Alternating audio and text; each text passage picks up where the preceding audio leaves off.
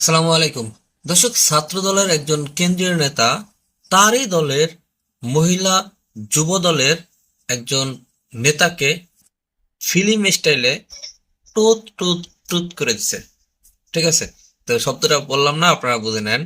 তো বিষয় হচ্ছে, ছাত্র দলের ঢাকা বিশ্ববিদ্যালয়ের সদস্য সচিব এবং ছাত্র দলের মূল দলের কেন্দ্রীয় সাংগঠনিক সম্পাদক আমানুল্লাহ আমান, তিনি তারই দলের একজন মানিকগঞ্জ আহ, যুব মহিলা দলের সভাপতি, তাকে ফিল্ম স্টাইলে, মানে এমন স্টাইলে, এমন সিস্টেমে তিনি কাজগুলা করছে, আসলে এটা ফিল্মকেও হার মানায়।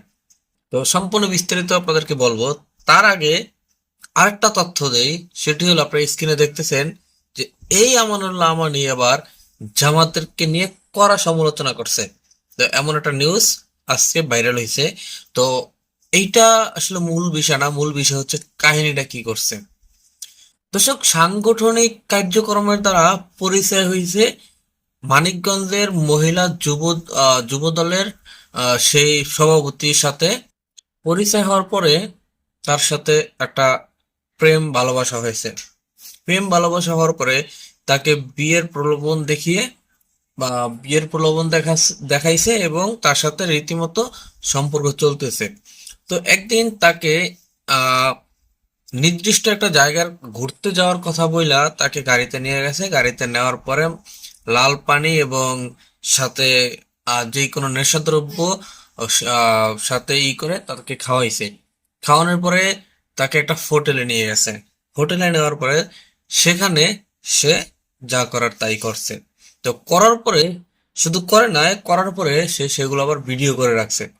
ভিডিও করে রাখার পরে সে প্রতিনিয়ত সেগুলো দিয়ে হুমকি দিত। প্রতিনিয়ত সেগুলো দিয়ে হুমকি দিত এবং হুমকি দিয়ে তিনি বারবার বারবার একই কাজ করে গেছে। পরবর্তীতে তিনি, শুধু তিনি না, তার অনেক বন্ধু বান্ধব সহ সেই ভিডিওকে কেন্দ্র করে তিনি, মানে গ্রুপ গ্রুপ টুত টুত টুত করছে। ঠিক আছে, তো এই বিষয়গুলা সেই মহিলা যুব দলের আহ, আহ, নেতা নেত্রী, তিনি চুপ করে বসে আছিল এবং এগুলা তার, মানে তিনি তো তার কাছে ধরা, কিছু করার ক্ষমতা ছিল না, যার কারণে কিছু করতে পারে নাই। পরবর্তীতে তার এই বিষয়গুলা তার বাবা জানার পরে তার বাবা হৃদয় রোগে আক্রান্ত হয়ে তিনি ইন্তেকাল করছে।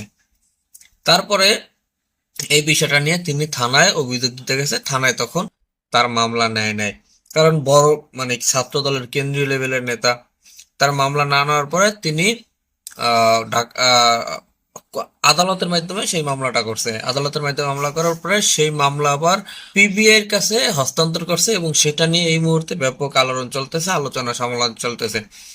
তো এখানে আমার একটা কথা হচ্ছে, যেই দলের একজন নেতার কাছে তারই দলের একজন মহিলা নেতা যদি নিরাপদ না থাকে, তাহলে তাদের কাছে বাংলাদেশ নিরাপদ থাকবে কিভাবে বলেন? প্রশ্ন আপনাদের কাছে। দর্শক, অবশ্যই আপনারা আপনাদের মূল্যবান মতামত কমেন্ট বক্সে জানিয়ে দেবেন। আজকের মতো ভিডিওটা এখানে শেষ করছি। দেখা হবে পরবর্তী অন্য কোনো ভিডিওতে। সেই পর্যন্ত ভালো থাকবেন, সুস্থ থাকবেন। আল্লাহ হাফেজ।